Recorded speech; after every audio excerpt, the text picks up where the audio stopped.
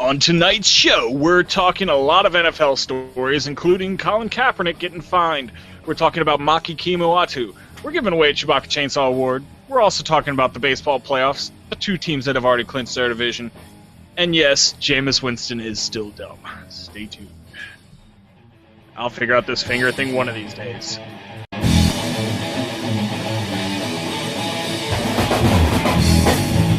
Was one of the greatest round ones of all time, of all sports, ever.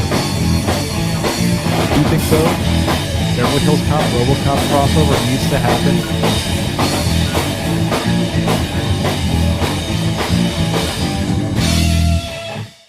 What's going on, everybody? Welcome to Words From My Face. My name is Brian. With me, as always, producer extraordinaire, Brendan. You. And we are the one and only home of the Chewbacca Chainsaws.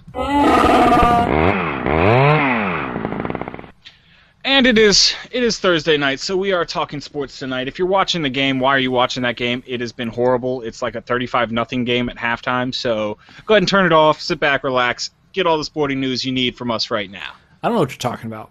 That's the best kind of game, because that come from behind win is going to be spectacular.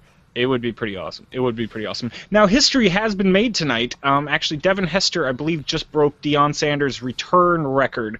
So he has the most returns, meaning punt, kickoff, stuff like that, of anybody in history. So congratulations to you, Devin Hester, but you do not get the Chewbacca Chainsaw Award this week.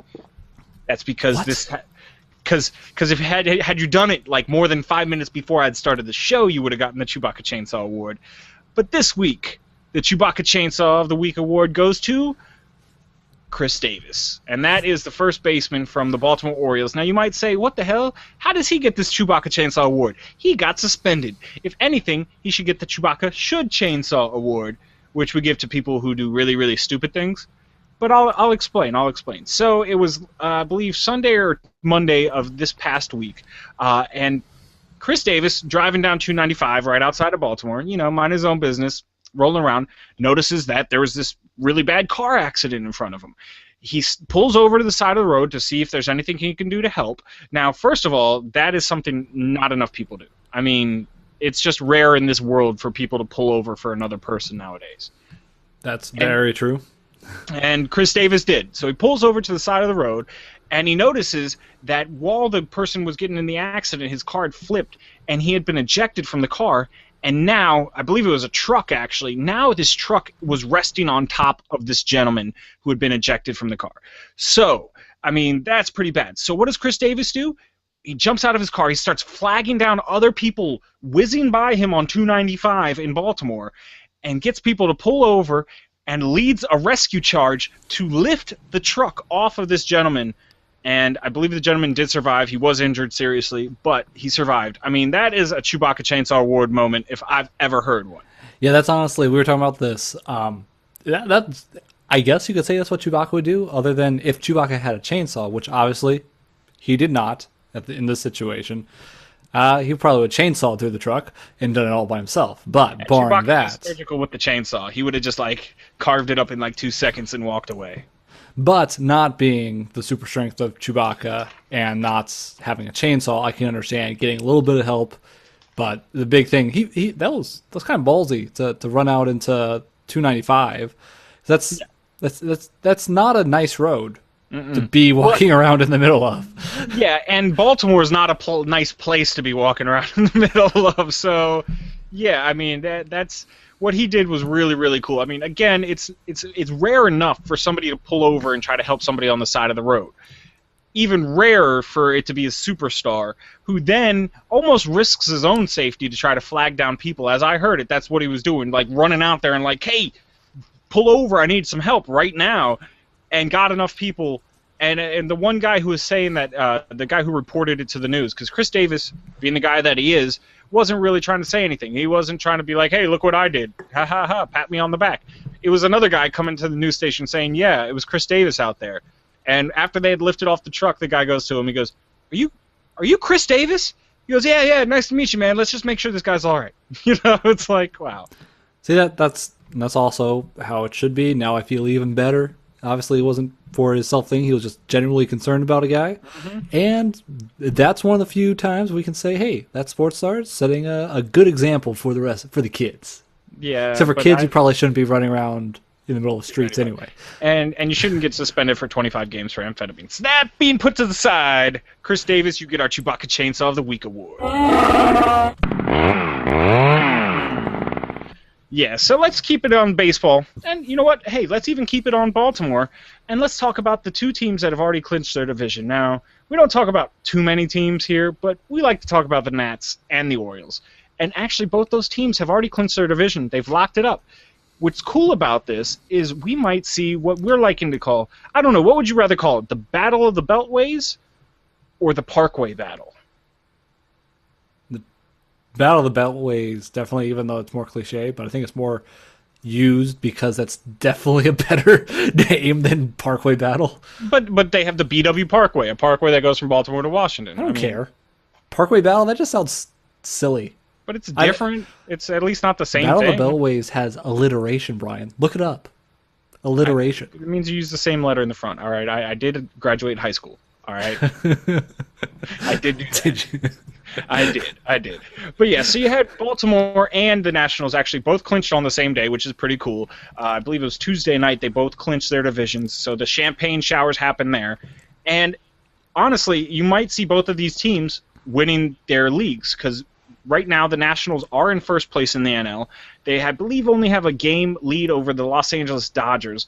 But then you have Baltimore, who was lots of games behind, but now after going 9-1, I think in their last 10 games, they're only about 2 games back from the Los Angeles Angels. So it's a possibility that you see both of these teams win their respective conference leagues. I guess it's not conferences in baseball; they call them leagues, which is baseball just wants to be different. I think baseball was kind of around first. All right, fine. Every other sport just wants to be different. They just want to be better.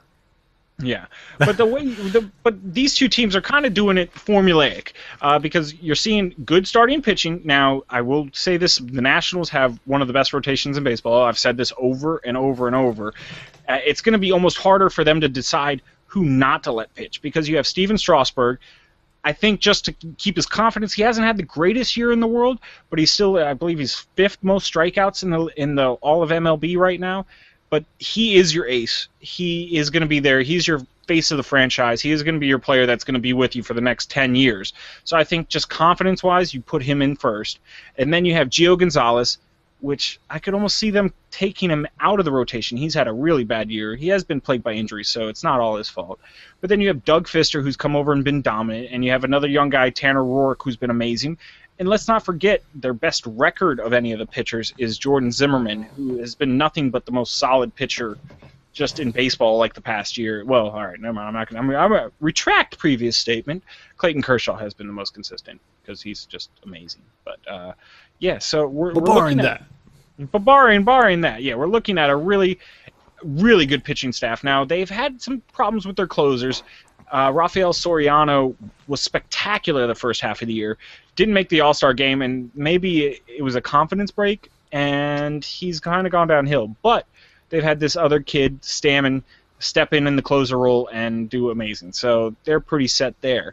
And then on the Baltimore side, you really don't have quite the records or the dominance of pitching that you do in with the Nationals, but you do have Chen, who's been a really solid pitcher. I believe he's got like 15, 16 wins this year. You've had Ubaldo. A lot of people thought he was going to be better than he was. Hasn't done great, but he's done all right. And then you have Tillman and Gonzalez and a couple other pitchers. But the thing I like to look at with them is, yeah, they don't have any pitcher with an ERA under 3, but they don't have a starting pitcher with an ERA over 4. So that means you're right there in that sweet spot. The Orioles will hit like 4 home runs a game because they have something like 30 more home runs than the next team closest to them. That's all they do. They just hit the ball, and it goes, and it goes. I mean, it doesn't matter who's in there. If Chris Davis isn't hitting home runs, they bring in Steve Pearce. He's hitting home runs. They just picked up Nelson Cruz, and he's just is leading the majors in home runs. And then Adam Jones, he's good for about 25 to 30 home runs a year, no matter what you're doing. So both of these teams are looking really good. And you know what? I'm kind of looking forward to maybe a. All right, I'm going to call it the Parkway series. That's what I like. I'm going to do it because I don't like Battle of the Beltways. Battle of the Beltways just sounds. It rolls off the tongue better. Yes, it does sound better, but we're going to call it the Parkway series. Parkway just doesn't sound impressive either. You think of nice, shiny, like sunny park. Like you don't have a battle in a park. Fine, Battle of the Parkway. Parkway Parthenon. Parthenon? Parkway. Do you know what that is? Yeah, I know. It's a temple in Athens, but I'm just trying to think of other words. Parkway. Come on. All right, you know what? This is what Parkway Perry? I don't know. Yeah. This is what we need. So I need some people to throw some comments down below. Let me know some of the best nicknames for this Parkway series, and let's make it sound better than the way I'm making it sound right now. Because I want it to stick. Parkway Pitch. And I think you just abandoned the Parkway thing. Isn't there some sort of good like P word that would work here well? Parkway punishments? Yeah, that doesn't. All right, you know what? We're gonna let the listeners tell us what to put. So hit us up, comments down below. Of course, at Words for My Face on Twitter, at Words for My Face, wordsformyface@gmail.com, Google Plus and Facebook. Always good ways to get a hold of us. Yeah, so that's our baseball for the evening. What? You're not happy with that? Because I can see Brendan's face when nobody else can, but Brendan, he had a very sour face when I looked down. I was like, oh, you want to talk more baseball? I mean, I'll pull out more baseball. We can do it. We can talk about how Kansas City is a half game behind Detroit. No, you don't want to talk about that either. All right, let's move it on. How do you have a half game? Because if you ties. No, because you don't have as many games. Because, some games are rained out, some games can be delayed. So a full game ahead is one more win and one less loss. But let's say you both have the same amount of wins, but one team has one less loss, then you are a half game behind. I don't like this. This should not happen. It happens all the time, though. It shouldn't be allowed. But it should be all equal number of games. By the end of the season, they'll all have an equal number of games. Lies. They're going to be rained out. No, they'll just play them in the rain. Is there an indoor baseball stadium? Yeah, I think they do have a couple. They should be like football. There should never be even rain delays. They should just play. They should just man up and just play. I agree. Yeah. I'm with you. Let's start a petition. And oh no, they ruined the field? Guess what? You have millions upon billions of dollars. You could afford to fix the field up. It's called new sod. It's not that hard. You can do it. You can do it. And if worse comes to worse, you play on a bad field like you used to. When you were, not in pros. When I was a kid, we played on dirt fields all the time. It really didn't make a difference to me. As long as you're playing, having fun, that's all that matters. And making millions. As a professional, you should be better at playing on bad fields rather than worse. Come on. Yeah, it's true. It's true. It's just like how they won't. They're less likely to make high schoolers play in a blizzard play football in a blizzard. But pros, you're playing. You're playing. Yeah, you're playing. There's no ifs, ands, or buts. You're playing. I don't care if there's 2 feet of snow. You're playing. Those are some of the most iconic football games, in fact, and Super Bowls. My favorite games are always in the snow. So, what Super Bowls have been in the snow? None. There was a Super Bowl in the snow. There was. No, they play it all in warm weather areas, buddy. No, there absolutely was. I remember it was like the Buffalo Bills played, and they lost because they missed the kick. There might have been snow outside, but there was no snow inside. There was. It was like decades ago, but it was in the snow. All right. But since the 60s, since they've been playing Super Bowls, they play them in southern areas. Like, there's only a few places that usually play, like New Orleans, you always see it pop up there, Miami, Tampa Bay, Southern California. They just recently played it in New York in a cold weather area, and they were so worried about having to delay the game or move the game up because there was a bunch of bad weather coming that way. I think the farthest north they played is in Detroit, but that's because that has a dome, so weather wouldn't really affect the game. But they do not play Super Bowls in the snow, my man. Not at all. They're going to tell you that you're just absolutely wrong, that they used to. No, they didn't. They never did. Brian. I'm sorry, but they never, ever did. Never, ever did. But yeah, so let's take that, and let's move into, let's talk some college football. How about that? And not because college football is doing so well, because it actually is exciting. we're not going to talk much about college football in the beginning of the season because right now is where all the teams, the really good teams, usually play the weaker cupcake teams, they like to call them. So once they start really playing a lot of really good matchups and stuff, we'll start talking about it. But I wanted to talk about Jameis Winston. Now, this guy he's got all the talent in the world, won the Heisman Trophy last year, led FSU, Florida State, to the championship last year.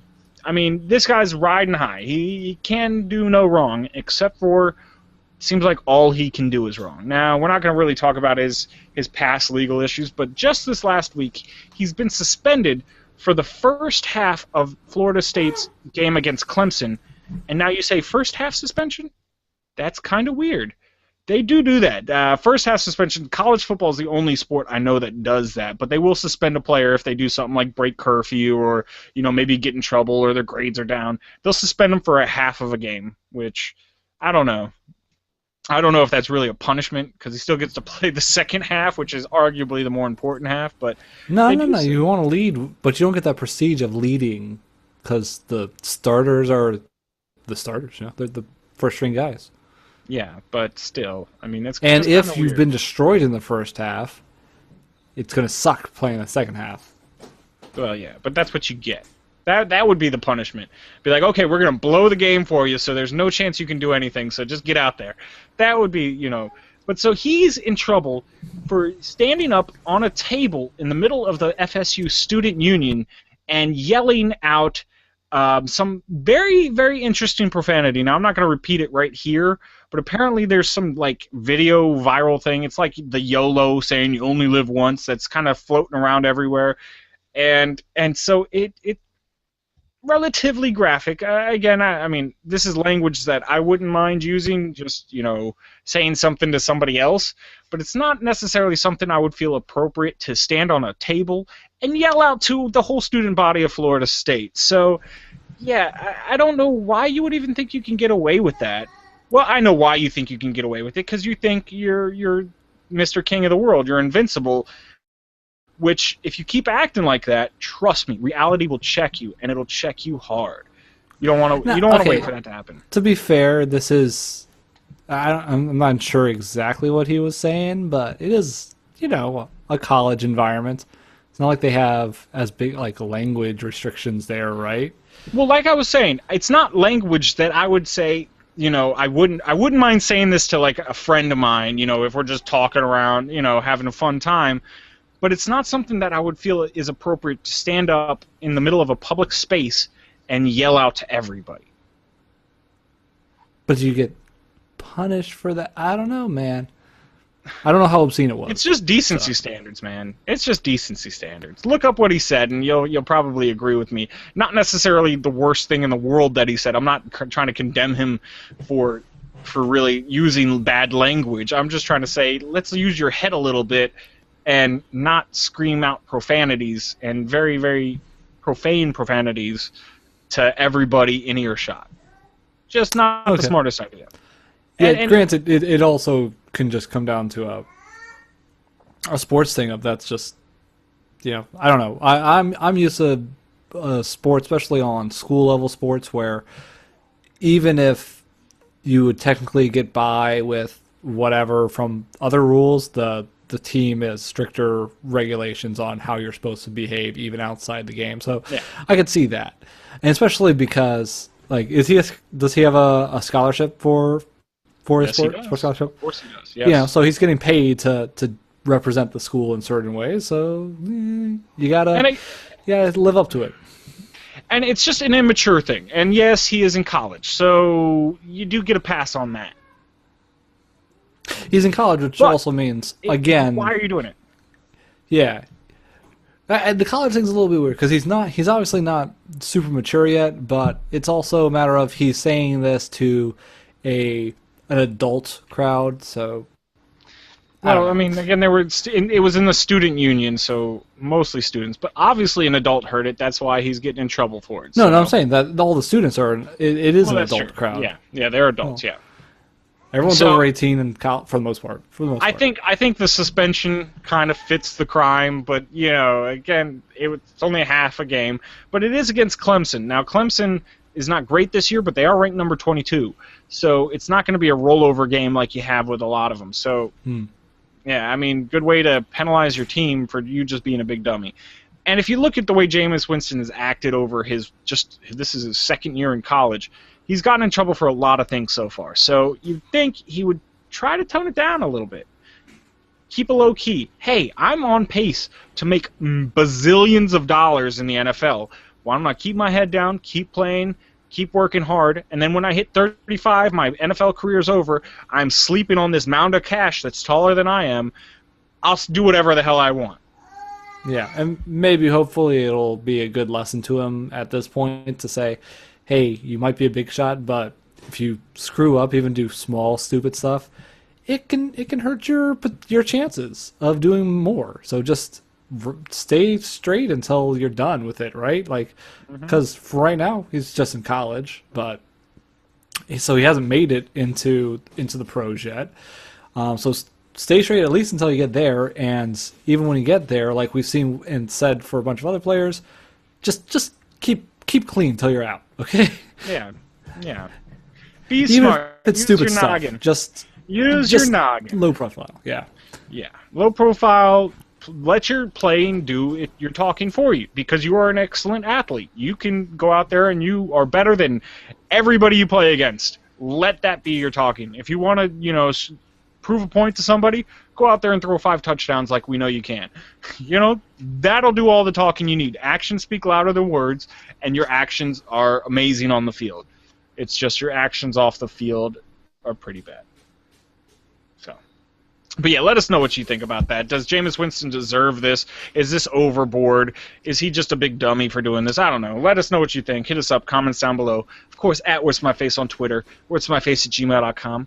Always good places to get a hold of us. Facebook and Google+. We're always there. Not always there, but we're there frequently. I'm there at least 4 times a night. Not a night, 4 times a night? 4 times a week, I should say. At least. All the time. Every day, Everywhere. all day long. Actually, yeah, it does beep on my phone if you say anything. So even if I'm at work, I'll respond back. So yeah, let me know. And let's take that and let's talk about some more bad language being used. But this time, let's elevate it to the pro level. Now, this is something I do not agree with. Now, Colin Kaepernick was recently fined $11,000. If you were watching the game on Sunday, you saw that he was penalized a 15-yard penalty for a personal foul for using foul language.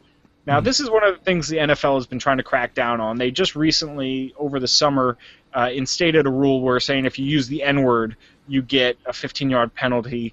I believe you were looking it up. You saw some other just foul language in general gets penalized. Like over the last couple years, they've been looking at cracking down on profanity, and there is rules that can be extended, like actions directed at another player, at an opposing player, which can include foul language or cursing them or cussing at them, are already illegal and are considered unsportsmanlike conduct. Those all fall under it. So how much they've been enforcing that or enforcing foul language as falling under that, I haven't really seen them do much before, but they might be that might be one of the things that they're getting a little bit more sensitive to the last couple of years, especially with increasing particulars of the rule. So yeah. I don't know. And this is something that I think is stupid. I honestly just think this is really stupid. If he didn't use the N-word, which I understand they want to keep that out of the sport, but if he just was cursing, normal cursing at somebody, even if it's against him to another team, the other team, you know what? It's a physical sport. These guys get ramped up. That's what we want to see. We want to see these guys get as hyped as possible. I think it's just wrong to fine them $11,000 for using a word. Now I'm going to say this, like we were just talking about these kids in college, though, getting these kinds of problems and seeing the results. Now we're also it's also sending a message, though, saying like, hey, even at the pro level, you got to keep straight while you're representing an organization in a professional environment, which if you were on your job, if you started cussing out competition or at a customer or some kind of client or anyone, right? In the middle of work, you might get some repercussions. Yeah, I agree. And you might say, well, Brian, you just gave it to Jameis Winston for doing it, but I see these two settings as totally different settings. I see doing it on the playing field and doing it in the middle of a place with just random public walking through. That's where I'm drawing the line. Now, maybe the flag should have been thrown. I'm not hating on the flag. Maybe that 15-yard penalty is all right, but the $11,000 fine, I just think that's absurd. I don't know, because $11,000 is pretty much nothing at that level. Like, it's Kaepernick, right? How much does he make? He makes several million a year. So he just signed a $100 million contract not too long ago. So I mean, yeah, he's fine. 11,000. Don't get me wrong. I think he makes something like $1 million a game or something like that. So it's a drop in the bucket. I just think it's a stupid one. I mean, I don't know. I would also say that I can see this also being directed at trying to combat and put a more even playing field for physical violence. Like we see, every game, so there's some scuffle that comes in, someone punches someone else at some point, there's flags thrown for that. Usually that stuff starts with guys trash talking each other and getting a little bit too aggressive there. Usually that's where it starts. And, there's certain things someone's going to say. It's difficult for you, like you said, you're already ramped up, to not take it to the next level. But of course, you take it to the next level, you're the one getting penalized. So this is kind of a matter of like, oh, but he started it. Well, let's even the playing field. There's penalty for punching. There's penalty for throwing the words as well. I don't disagree with the penalty. That's what I'm saying. I don't disagree with the penalty. But you always get fines with that. Those kinds of like personal, like just completely unrelated to the game penalties. Like I said, I don't disagree with the penalty. I just disagree with the fine. So, I don't know. Let us know what you think. Hit us up, comments down below. But then let's move it on. And let's talk a little bit about probably my favorite person to talk about in the whole world. We even have a segment that I do during basketball season. And yeah, you know what I'm talking about. It's the Durant rant.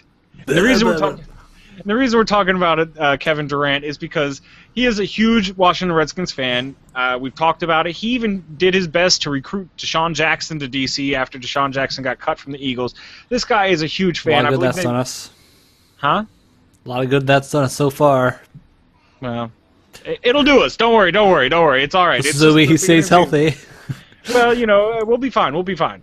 But KD got a game ball this weekend from Daniel Snyder, I guess on Monday or Tuesday, from Daniel Snyder, and it says Kevin Durant, game ball from the Washington Redskins 41-10 win over the Jacksonville Jaguars. And I Which just is love quite this. the game to get the game ball from. Yes. That's quite a score. 41-10.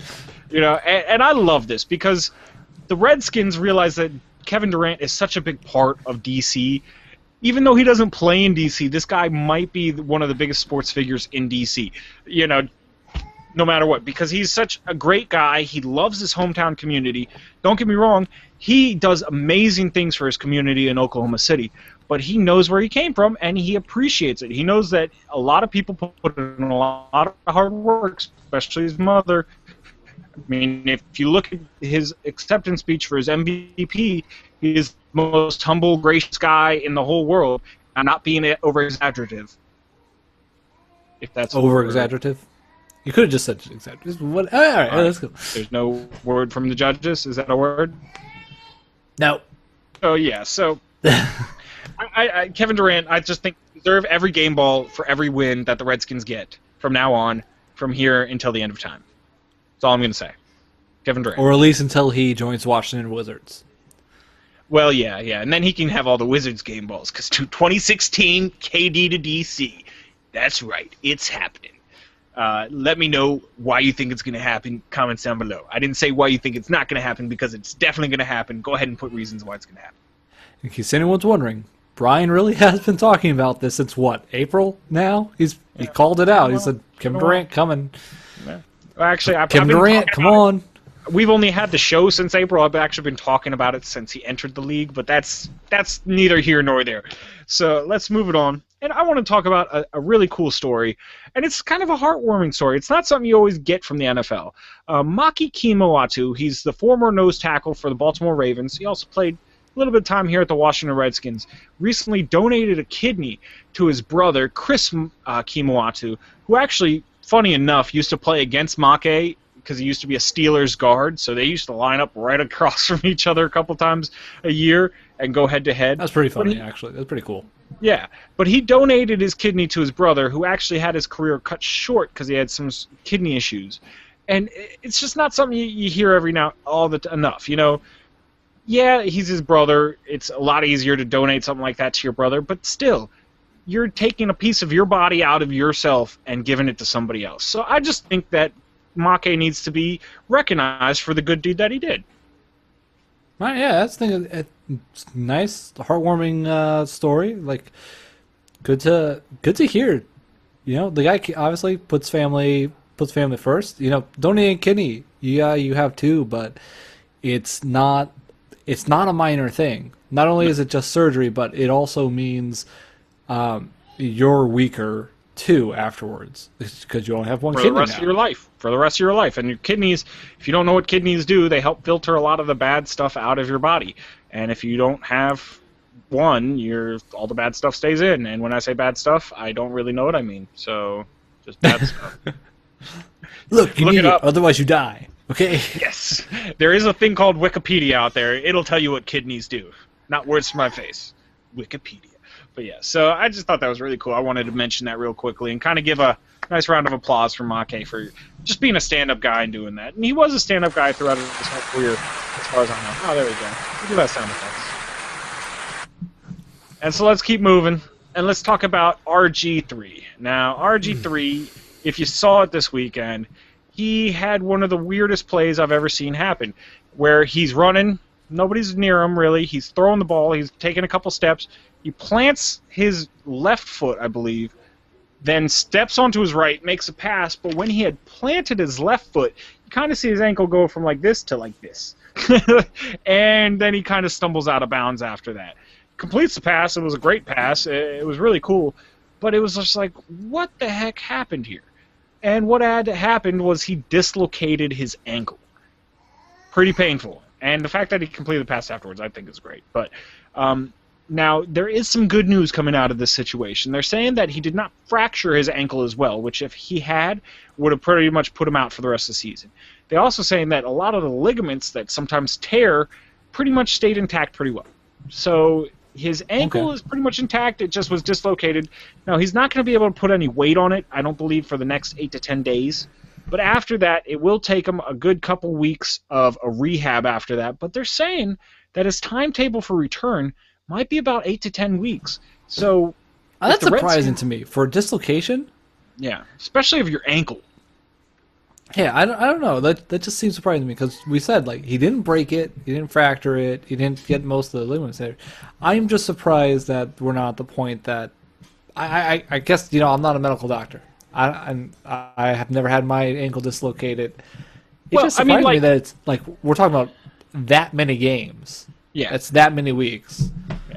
Well, if you look at like Houdini used to dislocate his shoulders when he got out of you know. No, heard about people like that. I knew guys that did martial arts anyway. That actually, I dislocated a guy's shoulder while he was teaching me some martial arts moves, and he snapped it back in himself like in a couple seconds. Yeah, and so but I guess the shoulder's different than your ankle, so. Yeah, I would say the ankle, since it's a weight-bearing thing, if you dislocate that, it'd probably be a lot worse. Yeah. But, you know, but hey, that's good news for Redskins fans. Now, it could be really weird news because if Kirk Cousins keeps playing very, very well, we might not want to see RG3 back on the field. Honestly, during that game, I was thinking to myself, this could actually turn out being pretty bad for RG3. Like, granted, we were playing the Jaguars, and it may have just been because the Jaguars. The Jaguars, yeah. But Cousins looked really good. The Jaguars. Cousins looked really good. We put up a lot of points, and considering the week before how badly things went, you start looking at Cousins and say, like, hey, maybe that's the guy we should really go with, even if we get RG3 back. So it might be bad for RG3. I don't know. The way I look at this situation, too, is I do not think Kirk Cousins is a better quarterback than RG3. RG3 has more talent and more ability than Kirk Cousins does. But does that mean Kirk Cousins is not as well suited for the system as RG3? No, I think he's actually better suited for this system than RG3 would be. So it's kind of like, okay, you have more talent, a better player here, but this player fits a little more. So it's kind of a toss-up. We did. Do you give think that there's Kings... a difference between the effort put into the system? No, I think I don't think there's anybody out there that works harder than RG3. I really don't. That guy is one of the hardest workers in the NFL, and maybe that's part of the problem. Maybe it's just he's such a freak athlete. He works so much, he wears his body down a little bit more than other people would, and that's why you get these weird accidents like this. That's true, and we absolutely know that was part of the reason why he was out.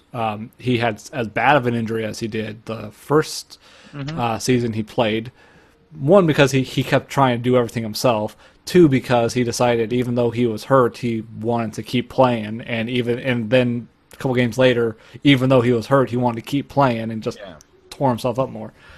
Yeah, but. So, I mean, when you have such a great talent / freak athlete, it's hard not to put him in. But, maybe this is a blessing in disguise. And maybe this means that they give RG3 a trade and he goes somewhere where he fits better.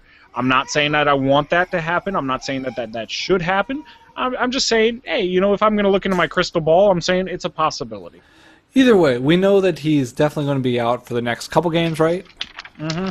And that will tell us... At least the next 8. At least minimum the next 8 weeks. So. And definitely over that amount of time, we'll know whether Cousins really fits better or not.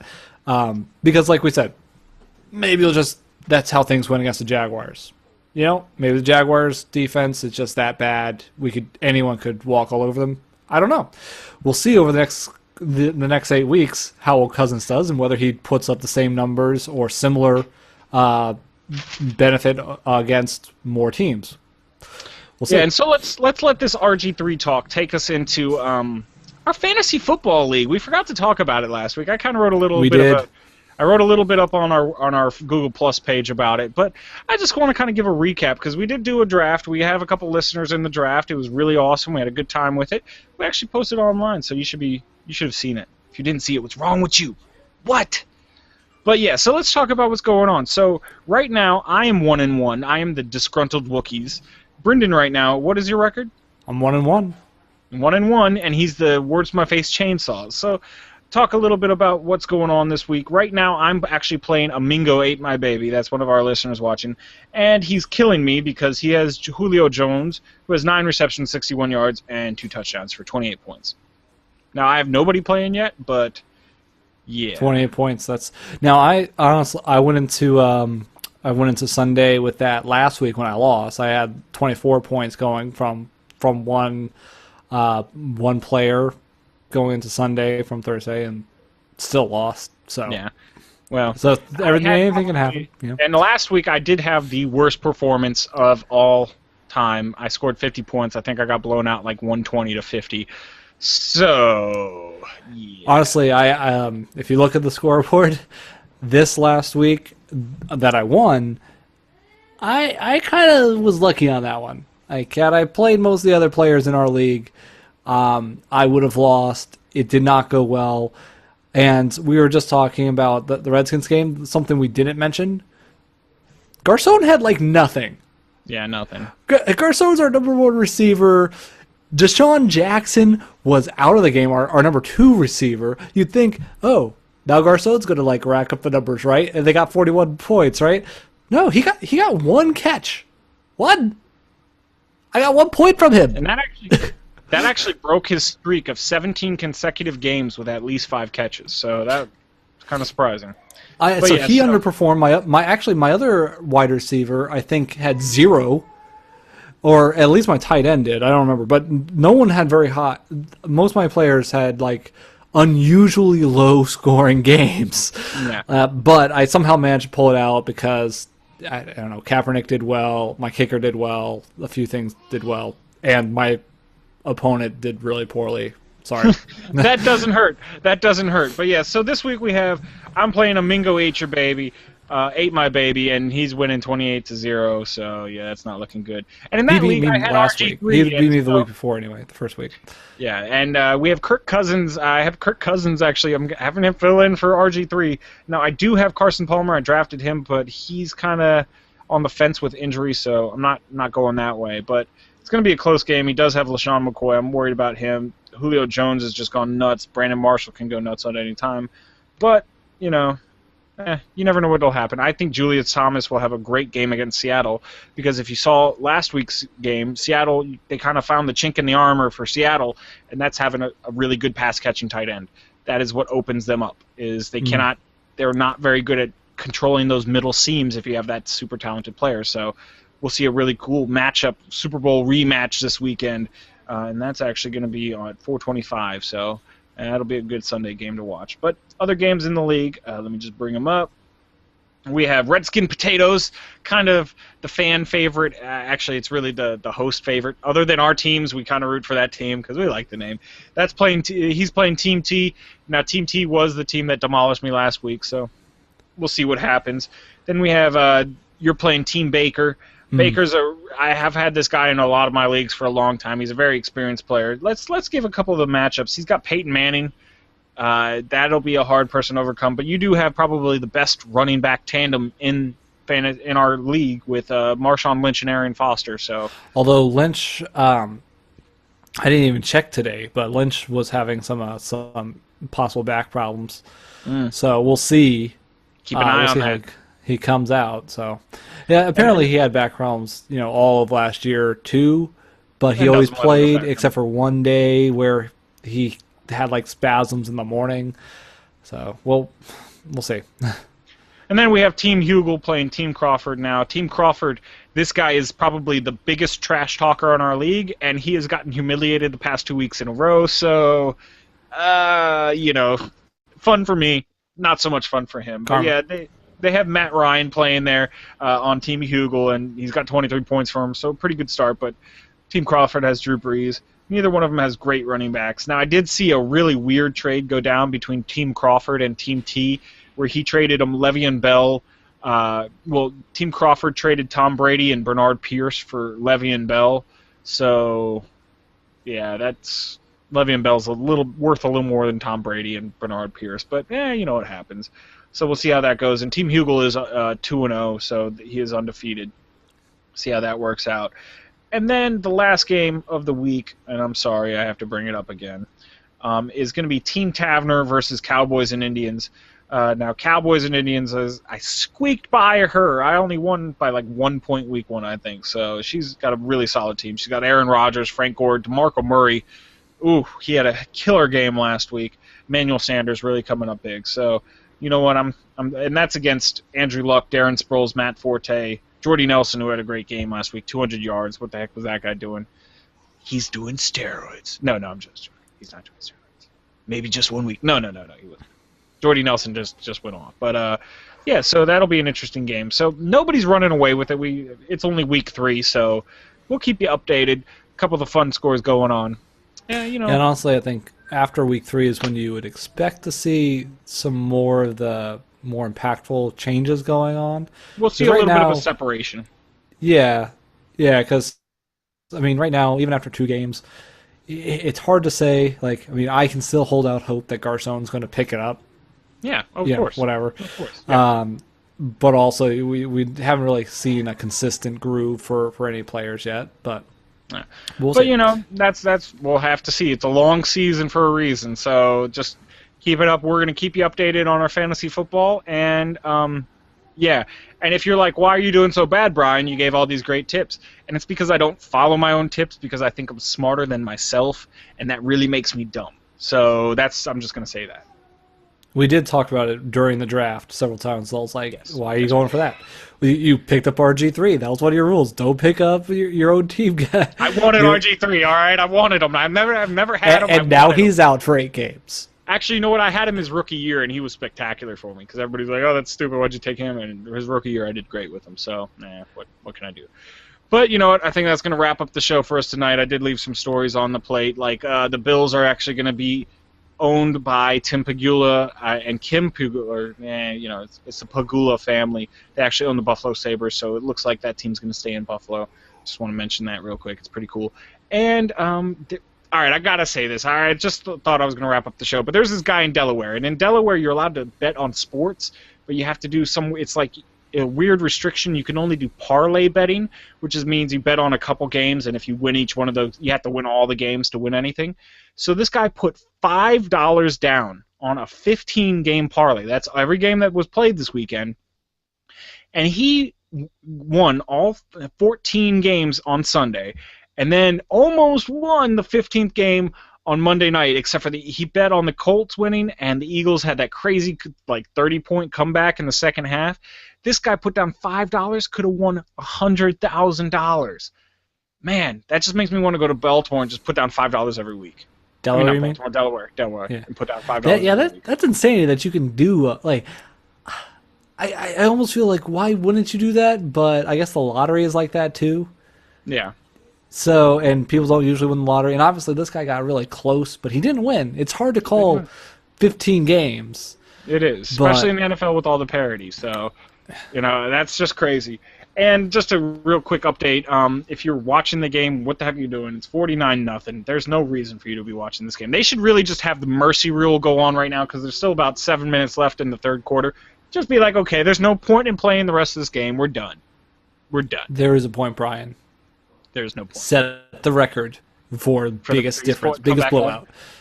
Biggest, well, I guess that's close, but yeah. But that is going to end the show for us. As always, I am Brian. With me, as always, producer extraordinaire Brendan. You. And we are going to headbang our way out of this joint. If he has the music ready. Here we go.